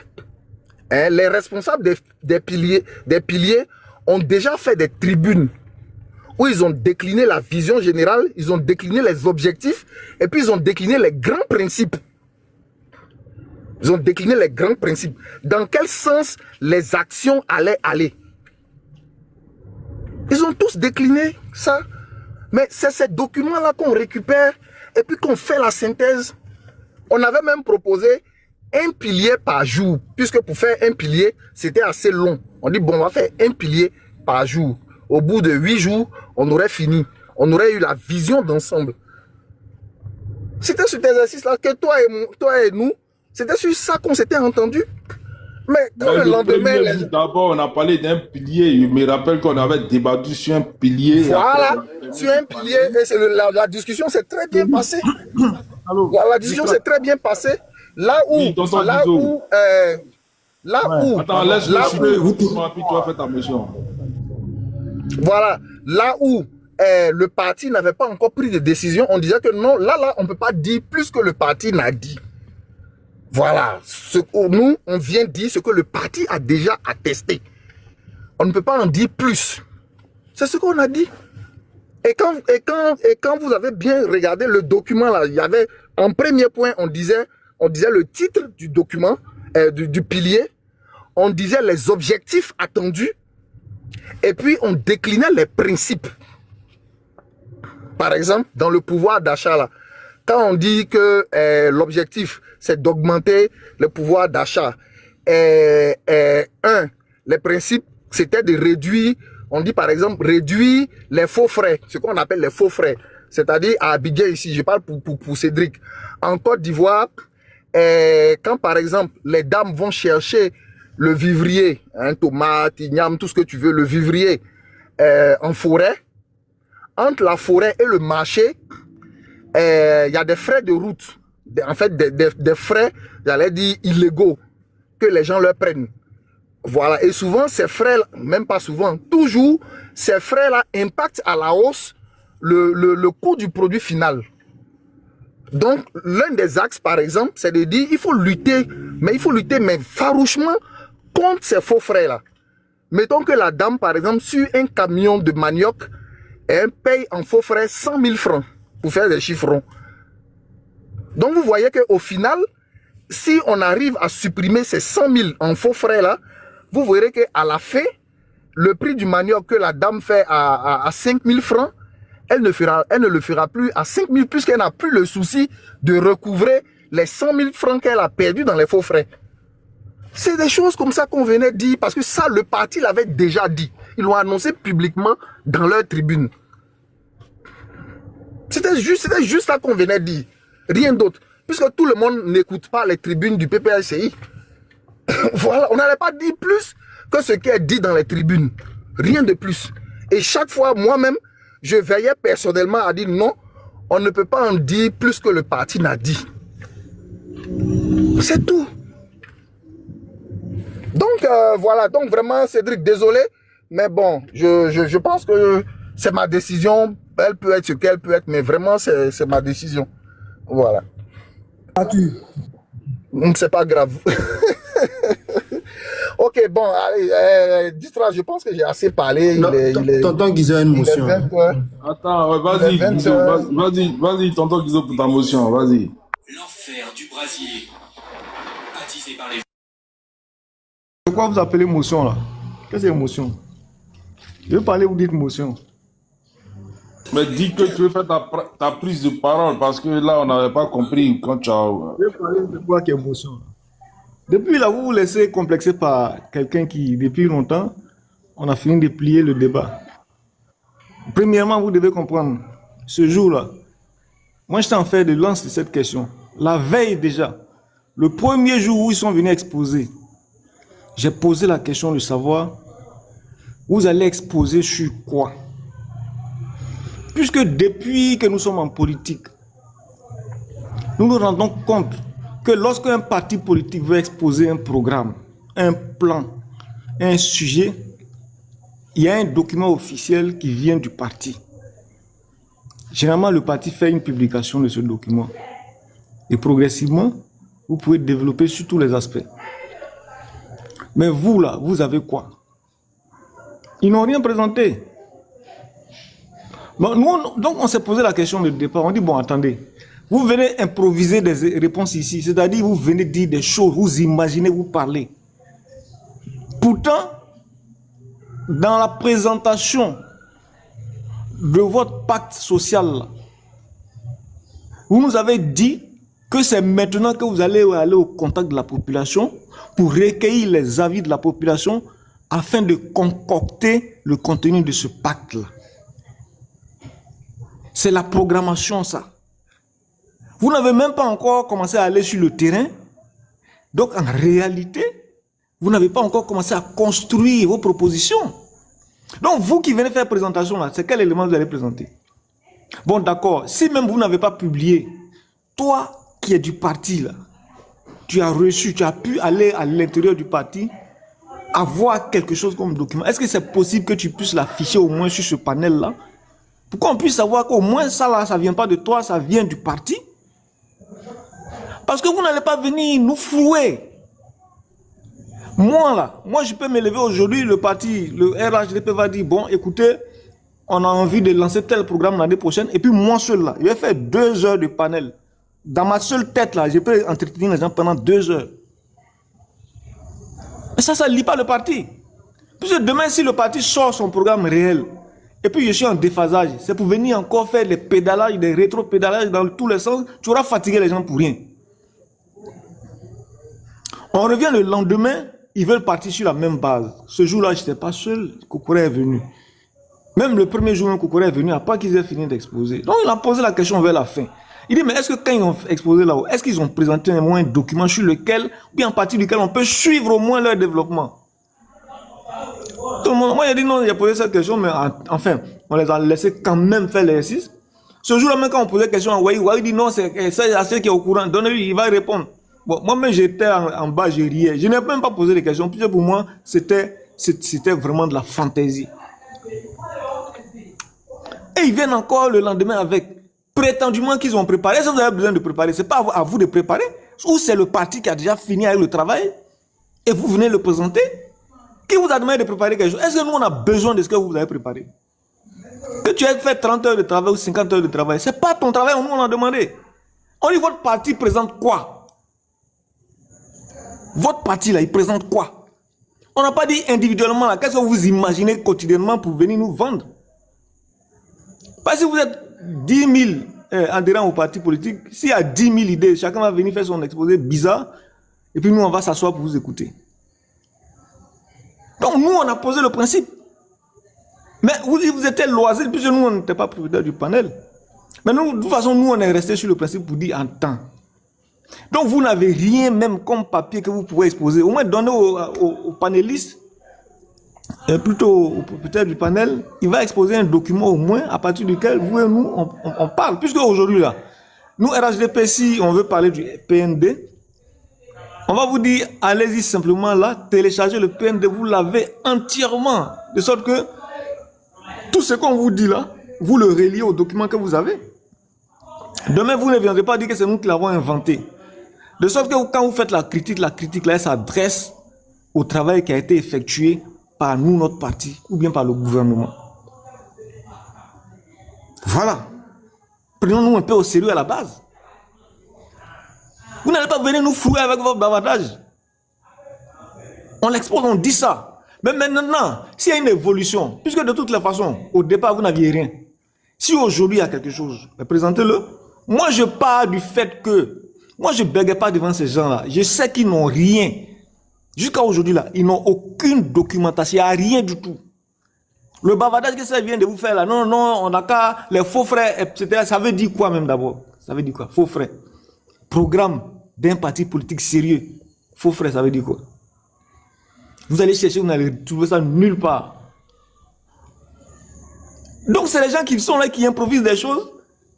Le jeu qu'il est en train de faire avec vous là, où il est en train de jouer avec votre esprit, comme quoi il aurait quelque chose, c'est parce qu'ici on l'a empêché de parler, que oui, il peut pas. Non, c'est du chantage. Il n'y a rien entre leurs mains. Il n'y a absolument rien entre leurs mains, rien. Cédric, ils n'ont rien entre leurs mains. Voilà. Faut pas perdre le temps avec eux. Moi je lui ai dit ça déjà, il sait. Fort au intérieur où il sait qu'il n'a rien entre ses mains. Quand vous allez le trouver quelque part demain, il va commencer à improviser des choses pour vous donner. Ce n'est pas un rapport avec rien du tout. Puisque de toutes les façons, vous dites que c'est tel qui est chargé de tel segment de travail. Ou de tel secteur. Mais ceux-mêmes qui sont chargés d'un secteur donné, quand ils viennent exposer publiquement, là, ils n'arrivent pas à ouvrir leur bouche même pour faire la moindre proposition. Ils viennent comme d'habitude critiquer ce que le gouvernement fait. Quand ils ont fini, ils tournent dos. Mais c'est ça, c'est votre travail de tous les jours. Un début de proposition, on n'a pas. Vous êtes en train de nous dire que oui, non, ils veulent cacher. Moi, ce que vous faites là, moi, c'est vous-même qui m'énervez. Honnêtement, hein, vous ajoutez de l'eau au moulin, un moulin qui est sec complètement, vous ajoutez de l'eau. Vous dites non, que oui, non, c'est leur programme de 2030. C'est pour ça qu'ils cachent. Mais là encore, on va rire jusqu'au vraiment, on va s'attraper les tripes. Ils viennent de vendre un programme de gouvernement, un projet de société à 10 000 francs. Personne n'a encore lu ça. Et puis ils vont en même temps un autre projet de société pour 2030 qu'on ne va pas voir.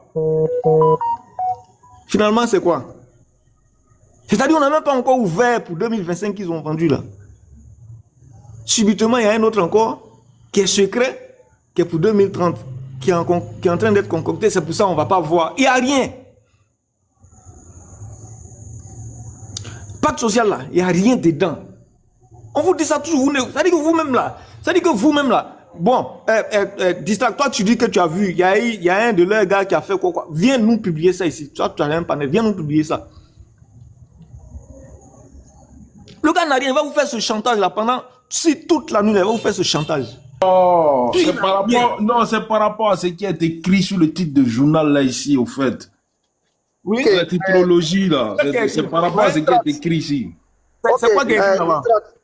Distract. Alors, j'ai pas vu. C'est Serge qui a vu le décryptage. Cédric. Mais toi-même Distract. Tu n'as pas vu dedans. Et puis toi tu en parles. Et puis tu fais comme s'il y a quelque chose. Non, si toi tu avais. C'est toi qui es là. Si tu avais vu, tu pourrais nous dire non, j'ai vu l'intérieur, ils ont fait, n'est-ce pas, le développement dedans. Mais tu n'as rien vu. Non. Cédric n'est plus là.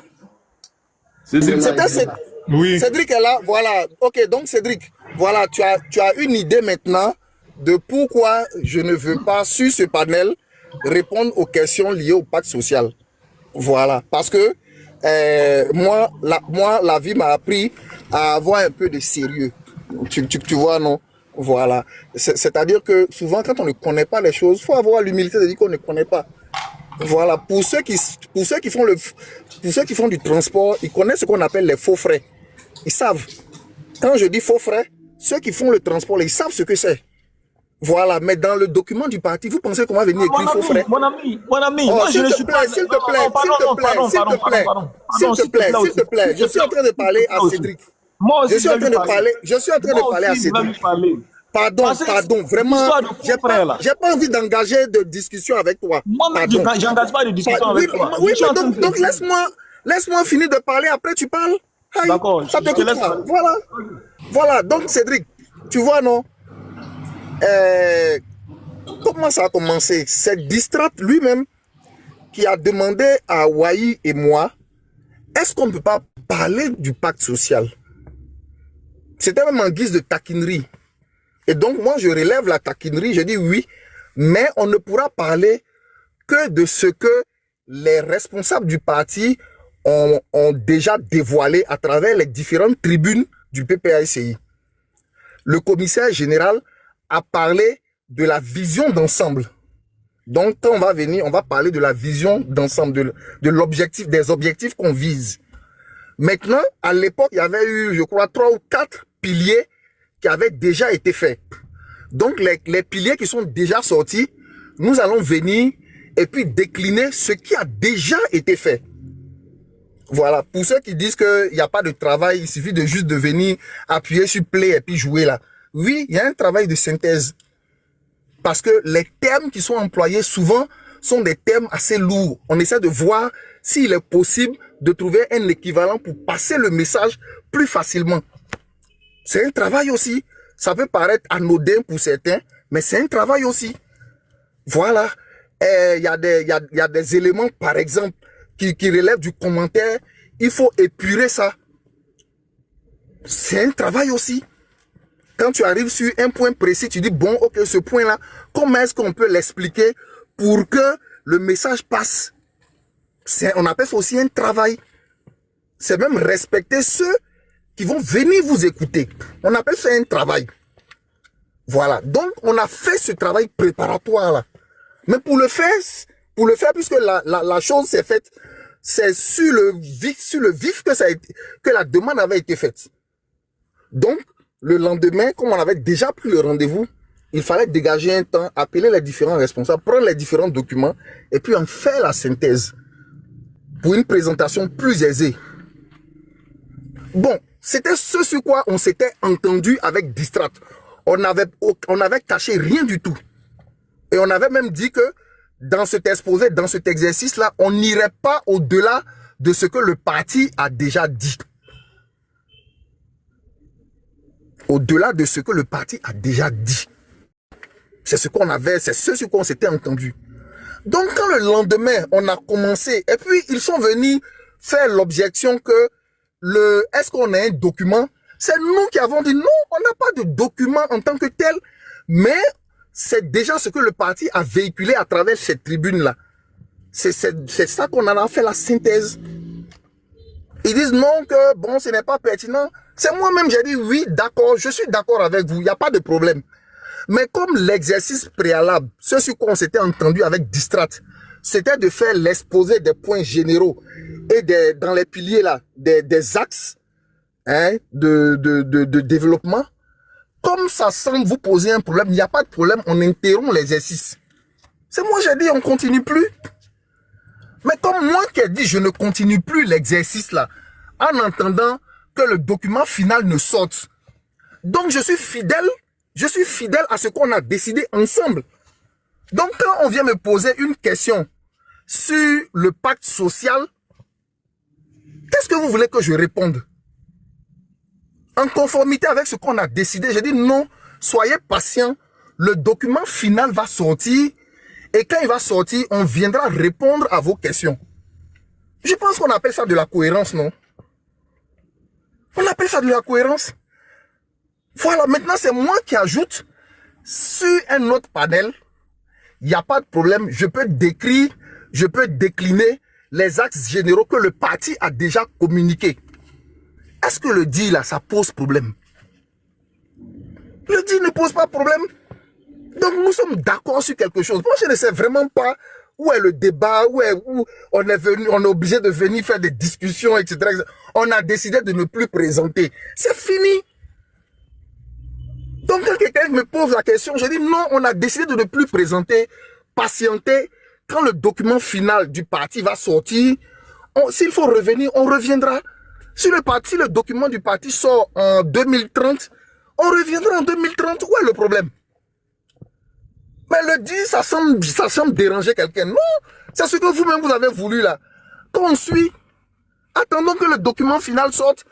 On suit ce que vous dites. Ça vous fait mal.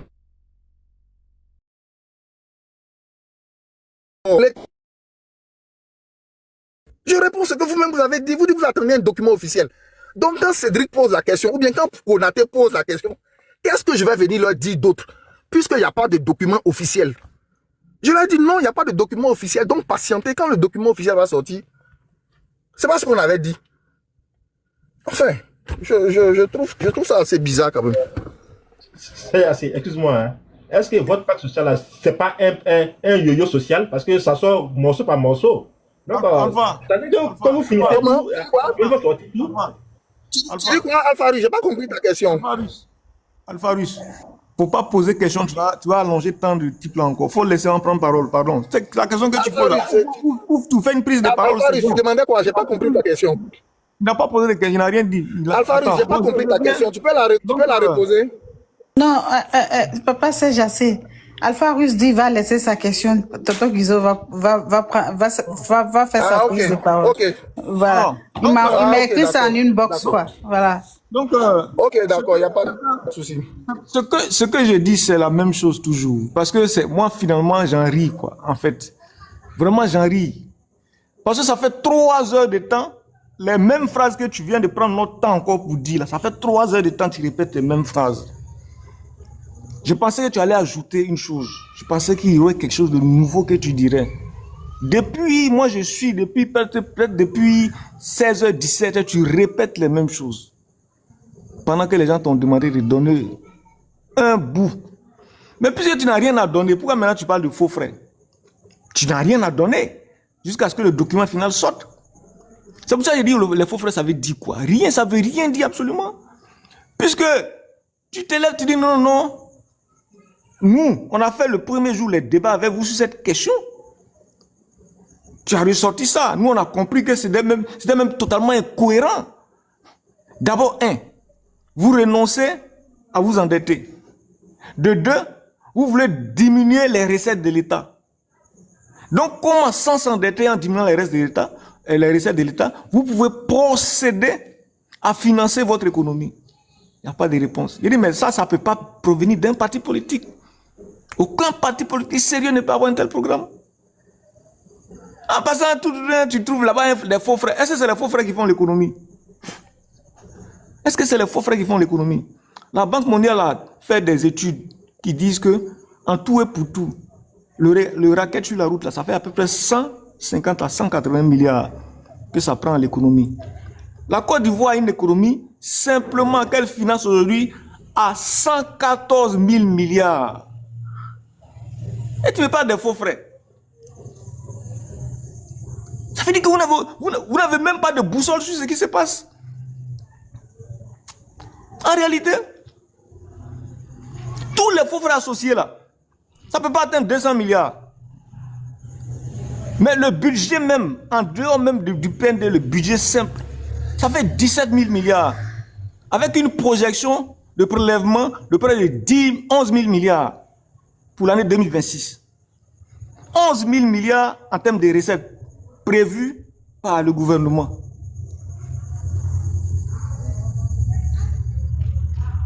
En plus, tout ça, ça intègre un plan global sur 5 ans qu'on appelle le PND. Et tu parles des faux frères, c'est ça qui est le programme d'un parti politique. C'est pour ça que je dis, c'est pas sérieux. Attends que le parti produise quelque chose, tu vas venir exposer. Tu improvises des choses qui sont totalement incohérentes. D'ailleurs, c'est dans ton propre intérêt qu'on te dit d'attendre. C'est des choses élémentaires. En fait, vous n'aviez rien à exposer. Jusqu'à aujourd'hui, vous n'avez rien à exposer. Tout ce chantage que tu fais, il y a des thèmes qui sont lourds, il y a des thèmes qui sont complexes, tout ça, ça veut dire quoi?